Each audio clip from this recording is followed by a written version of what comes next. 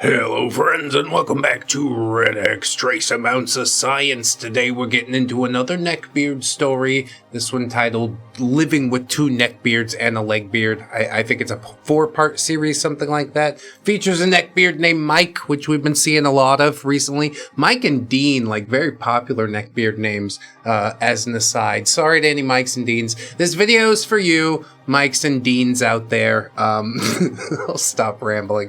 Thanks so much for being here. We'll get into the thing. I appreciate ya. And this is Living with Two Neckbeards and a Legbeard, Part 1 by Awkward Bohem. Hello, wonderful people of Reddit. Hi, OP. I've been planning to make an account and post here for a while now, but life always seemed to get in the way. But now that I finally have some free time, I figured, why not? Yeah, why not indeed? Quick cast list: Mike, Neckbeard 1. Tall, greasy, and hefty into anime. Is he hefty or he's hefty into anime? Probably both. It's probably both. He was so against dental hygiene that he wound up losing his teeth and getting dentures, which he'd often leave in coffee cups, but that's all I'm going to say about that. With the coffee still in it. His brown, horrible dentures. Self-proclaimed pro-gamer. About 21 at the time of this particular tale. Also dating Janice. Well, yeah, because of his pro-gamer moves, dude. There's also Declan, Neckbeard 2, a bit shorter than Mike, frequented the gym, but refused to shower afterwards. Yeah, it's the pheromones, bro. And he had the signature neckbeard. He was obsessed with Gotham. Is that a character or like Batman Gotham? It's fine. He is Mike's younger brother and moved in with us when their mom kicked him out. Generally a creepy person. Doesn't make an appearance in this particular tale, but trust me, he's just as bad as the other two. With a name like Declan. Sorry to any Declans. There's no Declans out there. It's fine. There's also Janice, of course. She's the legbeard of the story, tall and greasy like her partner, and also had a lack of dental hygiene, though she hadn't lost her teeth yet. Okay, well we're hanging on to hope. Her teeth were just extremely yellow and hairy, like that's any better. Terrible.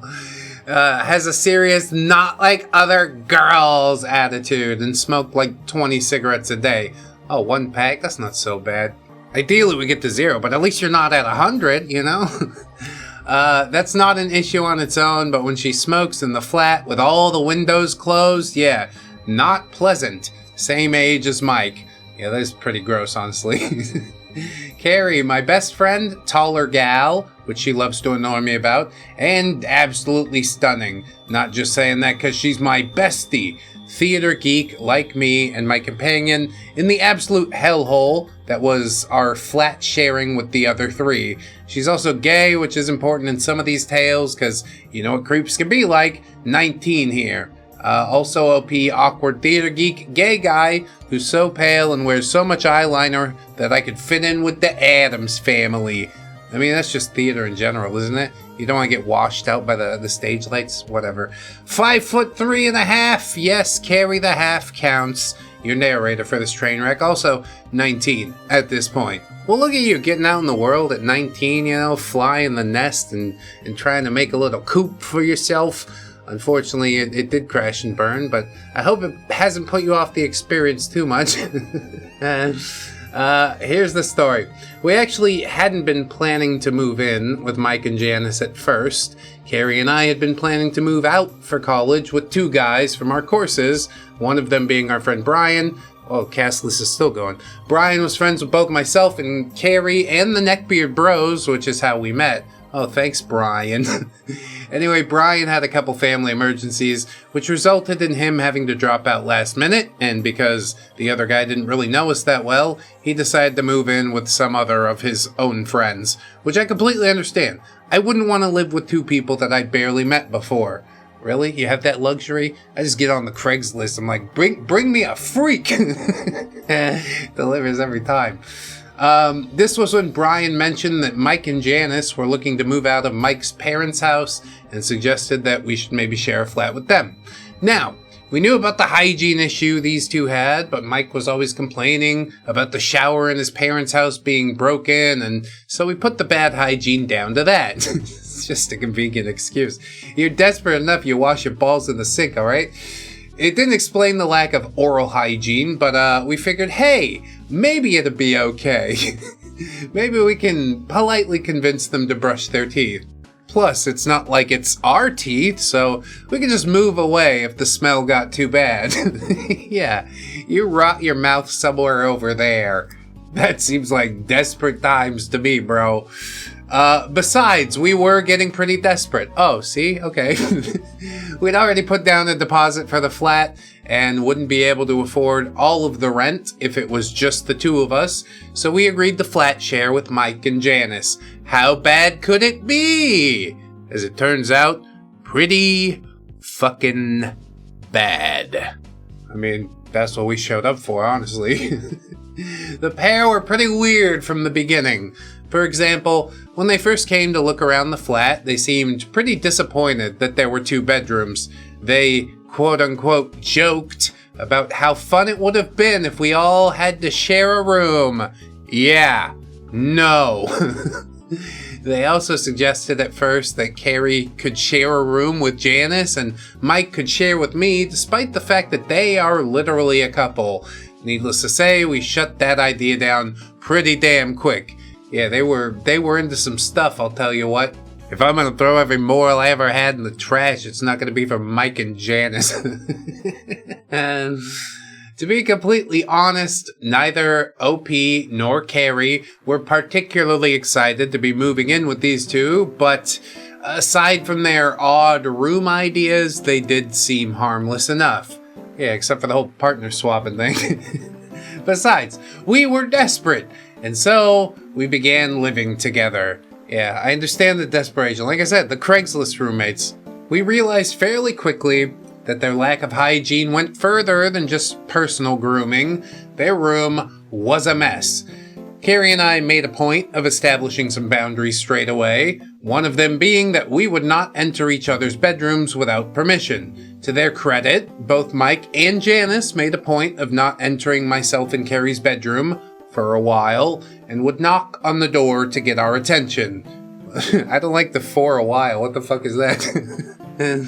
However, this didn't save Carrie and I from having to endure the absolute nuclear wasteland that was their bedroom. Every now and then they'd call us into their room to show us some YouTube video they found funny, or make plans, or ask us questions.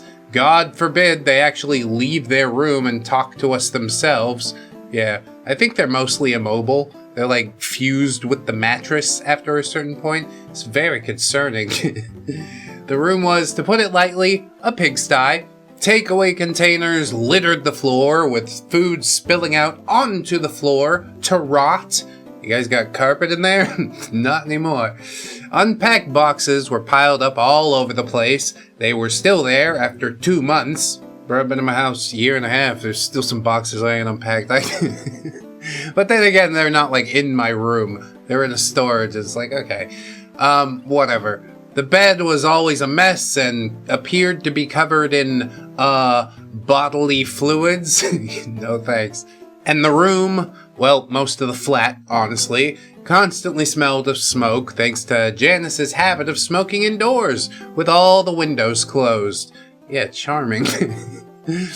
There was also the underlying scent of stale pish, of course, which honestly just makes me gag just thinking about it. We later found out that Mike was often so reluctant to go to the bathroom and leave his games that he'd piss in bottles. Classic. And just leave them there until Janice got rid of them. Damn, Janice is a ride or die, I guess. Well, if she empties out your piss bottles, bro, you gotta put a ring on it. Sorry for the disgusting visuals, but hey, if I have to deal with that knowledge, then so do you! I revel in that knowledge. That's like one of the things I enjoy about doing this. You're just that into the game? Really? What do you do with it? Pile it up, let it ferment. It's just, it's mystifying to me. However, Carrie and I figured that if you open up every other window in the flat and light up scented candles and bleach everything like twice a day and use a shitload of air freshener, then you can somewhat cover up the smell that came from their den. Yeah, we're going to great lengths, but I guess we have a solution. How about fucking smoke outside? Aren't you outvoted? Mike doesn't smoke, so I don't understand. Don't you hate it? LP continues, we managed to get by pretty well for the first few months of living with them, ignoring their poor hygiene, of course, until Mike and Janice decided we weren't just their roommates, we were also their best friends. Yay, lucky us. But not just any best friends. Oh no, best friends that they wanted to bond with. Yeah, they're really just seeking a human connection and they don't know how to make it. They're like, do I offer you my body? Is that going to make you like me? Like, it's really sad if you to unpack it a little too much. Someone just stuff that all back on the box and be like, ha, they're gross. Why would I want to bond with them? They violate the social contract. You see, when Mike and Janice decided that we had been getting closer, we hadn't, by the way, they began to inform us of their desire for a 3's-up or even a 4's-up. Yeah, not good. Not good. At all. I mean, to say the least. How could you not have seen that one coming immediately? On the first meeting, they're like, oh, let's do a little swip swap. You gotta put your foot down and be like, I don't do that shit. I'm not into it. Don't talk to me about it again. And then probably they wouldn't. But like, yeah. You didn't draw the line hard enough, I guess. Like, I think it's weird of them to ask, personally, but, like, I guess you can, if you're sure you won't get punched in the mouth for it. And, at first, we all just sort of laughed it off, thinking that they were messing with us, but no. They had several instances where they acted inappropriately towards us, and I'm not gonna lie to you folks, Carrie had to deal with it a hell of a lot more. Yeah, that's unfortunate. Janice started almost following Carrie around constantly. She started off just rambling about whatever anime or movie she was watching at the time and would basically force Carrie to listen, but she later moved into more invasive topics. There were even points where she walked in on Carrie while she was in the bath to sit and talk to her. How about get the fuck out? Like, we're not very good at using our words in this house, I guess. Although at 19 and 20 years old, I guess it's difficult. But yeah, you can speak the boundary into existence at any point. That's the craziest part to me. You just be like, get the fuck out of the bath. What are you doing in the bathroom? I'm in here. I don't want to talk to you now or ever. Go away. And that's it. Some people might think you're a little, whatever, brash, but fuck it. Got my point across, didn't I? Anyway. OP says our bathroom did not have a lock, and the landlord was weird about the idea of us installing one ourselves.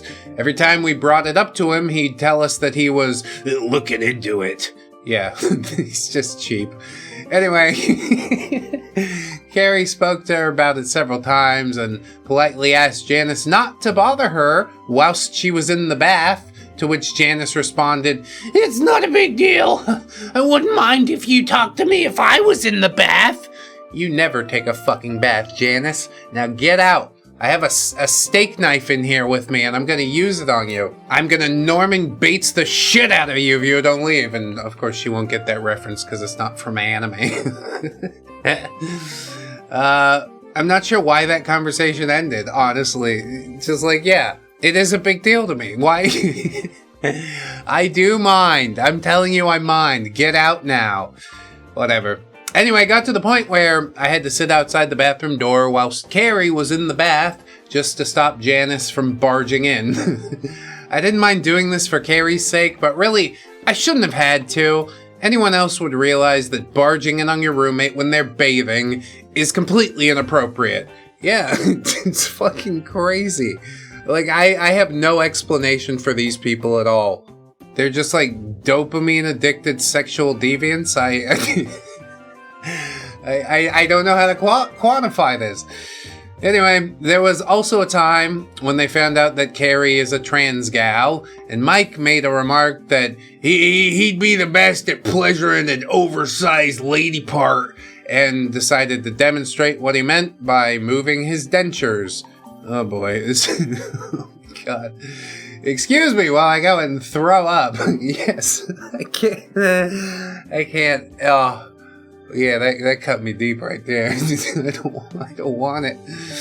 I think everyone knows how absolutely messed up that is. Like, why the hell would you ever say that to another human being? They haven't read the social contract. Do they know it exists? It's crazy. This comment created an extremely uncomfortable atmosphere, and Carrie made up an excuse to escape to our bedroom. After getting yelled at by both me and then by Brian, I texted him about what happened. Mike sheepishly apologized and promised he wouldn't make those types of jokes again. Yeah, right. And Carrie accepted it. And OP said, yeah, right. But I also want to echo that sentiment. Not because Carrie believed him, as I later found out, but because we really didn't have much other choice. Oh, fuck that. The world's full of possibilities. I gotta live in a refrigerator box till I get it figured out. You can walk out the door right now. Leave it all behind if you were brave enough. But I also was unable to do that, so don't worry about it too much. There were no other affordable places near our work and college that we could move to, and neither of us had the option of going back home. We couldn't exactly kick Mike and Janice out, as their names were on the lease, and they had been paying their fair share of rent, so, we were stuck. I mean, they don't seem to come out of their room that often, so, like, can you just nail the door shut, give them a rope ladder, try to sort of just forget that they exist? Rent day comes, just slide it under the door. We don't need to interact. Ew, why is it all sticky? Carrie has also recommended that I add in the Valentine's story, as she's still pretty pissed off about it. Basically, Valentine's Day had come around, and Mike had been talking about having a romantic night in with Janice. Both Carrie and myself were both single, and had decided to go out for a drink with some friends, so they'd have the flat to themselves. And we tried not to think about the cleanup that would be required in the morning. Anyway, long story short, I hadn't eaten much before we started drinking, and I wound up getting drunk a lot quicker than intended. When we'd gotten home, I was completely trashed. I'm a giggly drunk, though, thankfully, and Carrie was pretty tipsy. She helped me to sit on the couch and got me a glass of water before deciding to get herself changed first before putting me to bed. Carrie told me that she'd gotten her PJs on and then walked into the living room to find Mike and Janice sitting on either side of me. Uh-oh. Good thing I still got that steak knife from the bathtub. I'll solve this problem right now. Stab, stab, stab. Then you don't have to worry about paying rent forever. It's on the taxpayer's dime now. Janice was playing with my hair, which is something that normally comforts me, but not when a creepy legbeard lady's doing it. And Mike was talking to me, saying things like, "Oh, you're completely wasted, aren't you? You can't handle all that drink." But in the same tone you'd use when talking to a child. Drunk me apparently found this amusing, and I just sat there giggling. I don't like where this is going. Carrie wasted no time telling them that she had to get me to bed, dragging me off the couch and into our bedroom. I hate it. She said she didn't know what it was, but something about the way that they were acting really weirded her out. Dude, if Carrie was not there or like went and fell asleep or something, that was over and done with. That would have been horrible. They also spilled sweet and sour sauce all over the living room rug. Not something you want to find out when you're heading to the kitchen in the morning with bare feet. Anyway, it's getting pretty long, so I think I'll stop here. I just realized that I didn't include Declan in this post, so I'll have to include some of his creepy antics in the next one. Hope you folks enjoyed. I really needed to vent. Haha. Honestly, I'm glad you did. This story's got all sorts of twists and turns. Like, yes, pee in bottles and messy room, but they're basically, I don't know what to call it, sexual vultures, just waiting to find you at your lowest point and wrap you in their trash cocoon room, and you'll never escape. It's a wild ride, bro. Hell of a wild ride, bro. I'm gonna have to get the Gubbins in here and see what they think. This is a heavy stack of evidence for their crimes against cleanliness and sanity. Mike, the bottle hoarder of stale pish. Janice, the window shutter who marinates walls in nicotine haze. Your home is a trash nest. Your mind is a trash nest. Gubbins. Your existence is a trash nest. Your mom is a trash nest. Your dad's a trash nest. What do you think about that one, Doc Gubbins? Their lair is a ritual site of rot. If the lease was a pact, they broke it in spirit, turning a flat into a fetid crypt. Remember, witnesses, you are complicit merely by knowing. Dark Gubbins. Oh, and now we all know. And I think we're all worse for it, honestly. There was some true nastiness in that tale. We'll get into part 2 and see how it goes, because why not? Oh, check out the Spotify and iTunes podcast if you'd like. We're also on Patreon and YouTube memberships. I appreciate you so much. Okay, now let's get into another story for reals now. Living with 2 neckbeards and a legbeard, part number 2. It's much longer than I thought, but I'm digging it so far. Hello, Reddit peoples. Hi again, OP. I'm back with another tale of life with 2 neckbeards and a legbeard. I said in my last post that I'd be including our second neckbeard in this post, as he has yet to make an appearance. So here it goes. Yeah, Declan. I'm looking forward to meeting him. Kinda. I want to say this tale takes place about 5 or 6 months after we first started living with Mike and Janice. I can't really remember the exact date. Around this time, Mike's little brother Declan had been arguing with his mum constantly. He had told us that she was being unreasonable, yelling at him for minor things, and had been trying to bully him into getting a job that he didn't want. Well, it's time to fly the nest, baby bird. Due to this, they'd been arguing nonstop, and eventually his mom had told him that he had to find somewhere else to live. We later heard through a friend of the family that she'd actually kicked Declan out because he dropped out of college without telling her, refused to get a job, and just wanted to sit around drinking and watching telly all day. He'd also put several holes in the walls and doors in his drunken state. Yeah, what the fuck? My big, stupid, drunk, useless, alcoholic baby bird. You get the fuck out! Mike didn't want to see his little brother struggling, so he and Janice talked to myself and Carrie and convinced us to let him stay with us for a while. And so our second neckbeard moved in. It's not getting any better, is it? Unlike Janice and Mike, who spent the majority of their time in their bedroom, thus making it easier to contain the smell, Declan had taken up residence on our sofa bed in the living room. He opted to spend most days lying in his sofa bed, eating and drinking and watching telly through our bloody Netflix account. What does he even watch? Just probably the worst things imaginable. And generally he did nothing to contribute to the house, of course. But hey, what can we expect? We'd already been living with his lazy older brother for months, so really, why would Declan be any different? I mean, I don't know. Sometimes, parents learn from the mistakes of the first kid, and maybe the second one turns out a little more normal. That's not the case here. I don't know if it's the parents' fault either. Whatever. He was also more aggressive than Mike, Declan was, as seen by his habit of punching holes in the walls at his mom's house. There was one instance where he got really snippy at Carrie for moving some empty takeaway containers off his bed. At that point, we were still desperately trying to keep the flat somewhat clean. Apparently, she shouldn't have been touching his belongings. Yeah, because apparently takeaway containers are now collectibles. He's making a stack or something. I have a really cool idea for a Chinese food robot if I could just collect enough. Please, don't touch them. I don't really feel comfortable writing down what he said next, but Carrie told me it's fine. And yeah, it shows how much of a piece of shit he is. You see, Carrie's quiet, but she won't take people's crap if they talk to her like that, so she argued back, to which Declan responded with, "Just 'cause you got a dick doesn't mean you get to talk back to me like that. You're the woman here, so start acting like it. Next time you want to move something, you fucking ask." Jesus. Yeah, this is untenable already. How about you're not on the leash, Declan? How about you watch your fucking tone around me, Declan? I had absolutely no idea that this even happened until a few months back. Carrie said she didn't want to worry me, but if I did know, I would have flipped.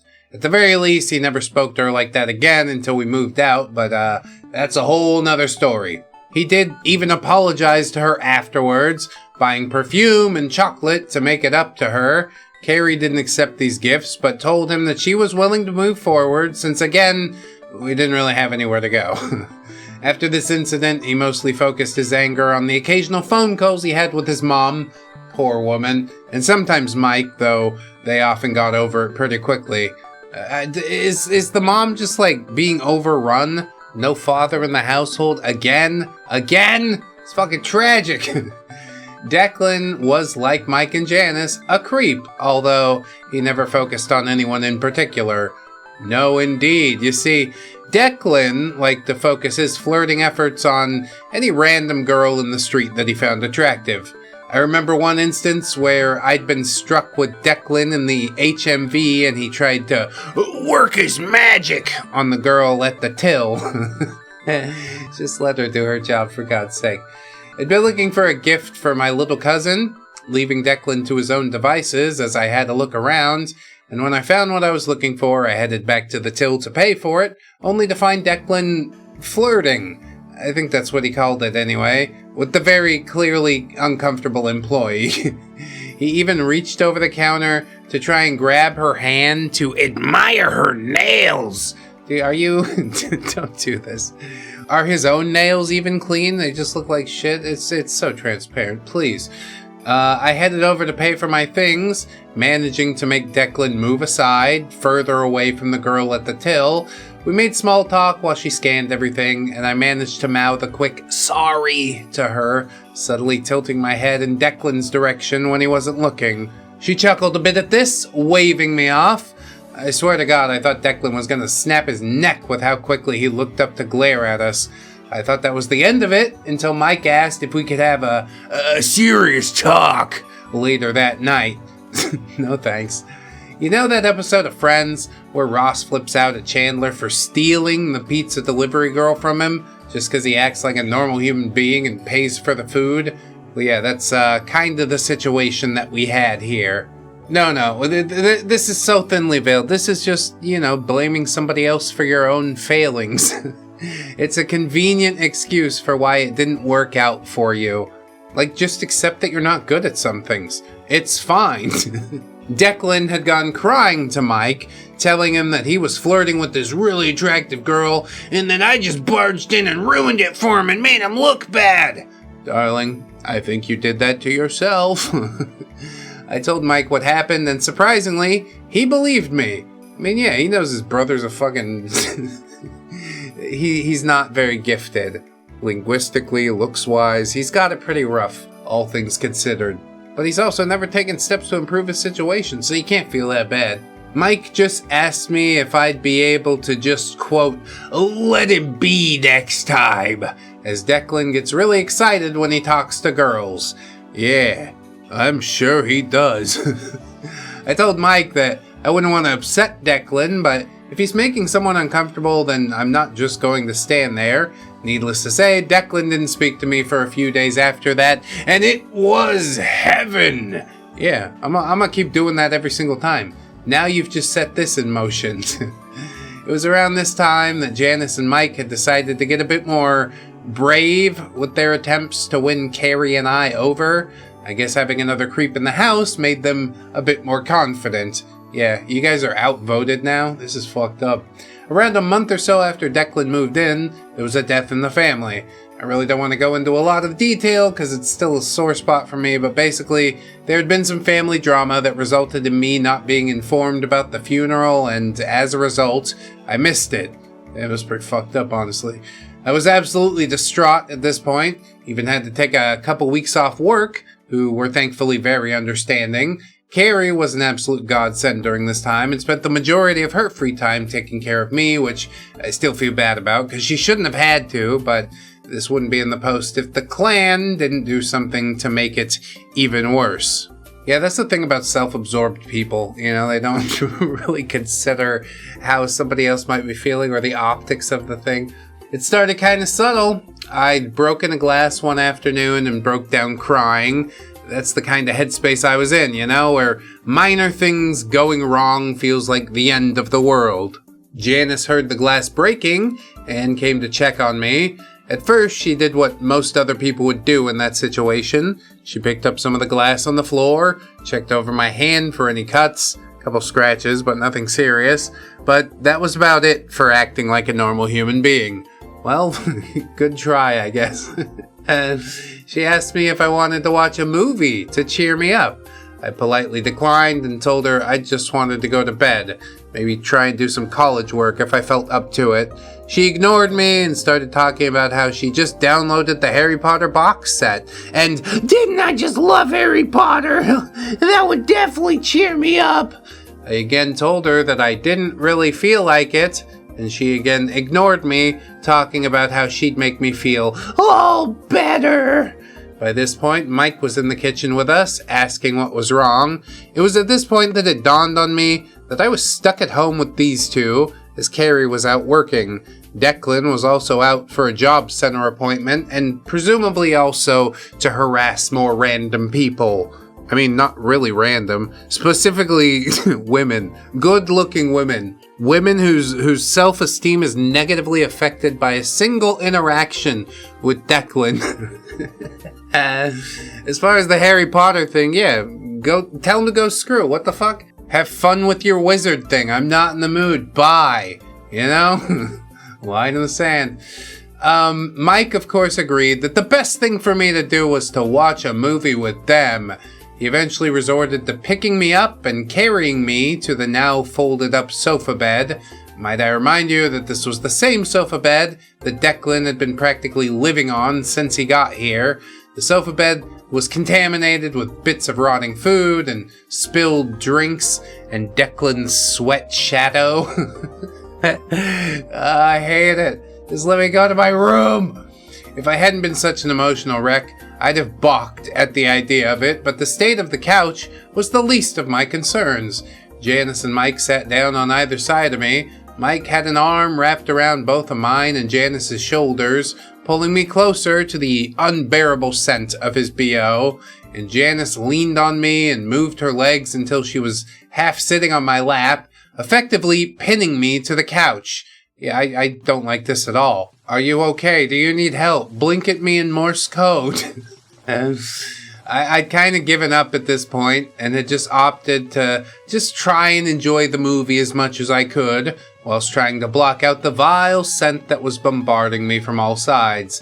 And then they decided that they were hungry. Sure, this is my chance to escape. Thankfully, they didn't try to cook. Instead, Janice brought some crisps and chocolate bars. I wasn't really hungry, so I just sat back and tried to avoid the crumbs that they were wiping all over their clothes. At some point, Mike had tried to feed me, not as in asking if I wanted a packet of crisps. Oh no, that's too normal. He held crisps up to my mouth and tried to get me to eat. Yeah, pet your muzzle like a scared horse. There you go. Come on, big fella. You like potato chips, don't ya? Now, if you folks read the last post, you'll know that Mike's personal hygiene was far from the best, and there was no way in hell that I was going to eat anything out of his hand. Well advised.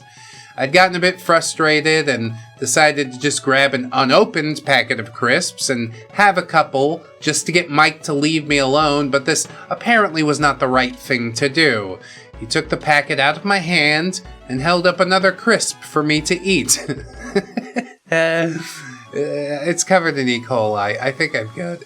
When I refused to take it, Mike said something that I genuinely didn't realize was as messed up until I was telling Carrie about it the other day. He said, "You have to eat something. Do you really think your deceased family member would want to see you like this?" Has Mike ever met this person? I'll fucking slap their name out of your mouth. You don't deserve to say their name. You shut your fucking hole. Like, I really do think in a lot of ways OP just needs to be more of an asshole, you know? But we learned that with time. 10 years down the road, I bet he's learned it quite a bit better now. Anyway, he literally used my recently deceased relative to try and guilt trip me into letting him feed me. What the fuck? I literally was going to eat, just not out of his hand. Thankfully, Carrie had been working in a school kitchen at this time, so she arrived home about 2-ish to save me from the greasy couple. Sorry this got long. I was going to add the story about the time Declan tried to save a woman from her husband in Burger King to kind of lighten the mood. I mean, that lady put him in his place, but I'll write about that in the next post, because this one got pretty long. Bit of an abrupt ending, but I'm pretty tired. Sorry, guys. Yeah, I know the feeling, OP. I relate 100%. I mean, the whole thing made me hugely uncomfortable. I bet Mike's fingers smell, you know? Like, there's just an unidentifiable funk. Why do they smell like that? I don't want to eat anything from those. Please and thank you. When's the last time he washed his hand? Fucking nasty! Well, we'll see how the Gubbins feel about it. Probably offended. He's a white blood cell, you know. 3 stink lords in 1 flat? That's not a beard story, that's a biological weapon. Declan punching walls, Mike feeding grief chips, Janice marinating the couch in BO. This is a landfill with a Netflix account. Gubbins. I'll be honest with you, grief chips sounds like a fucking metal idea, you know? just eat a few and all your problems go away, because they kill ya. At least that's the way Dark Gubbins would have it, isn't it? Rot seeps from their pores like an oil spill. Declan collects takeaway cartons as trophies of failure. Mike wields dead relatives as utensils. Janice pins the grieving like a spider tasting fear. Their lair is a shrine to cowardice and decay. Dark Gubbins. Yeah, and having to live in the middle of it for an extended period of time. It's quite a ride. It's quite a ride, but I'm glad we're taking it. I hope you enjoyed it, friends. I plugged the Patreon, the YouTube memberships, the Spotify, the iTunes. That's about where I'm at these days, and I appreciate your support in advance if you decide to do it, but if not, that's cool. You know, I just want you to know, friends, that you are loved, you are worthy. You definitely deserve it, and I shall see you in the next one. So until then, bye-bye.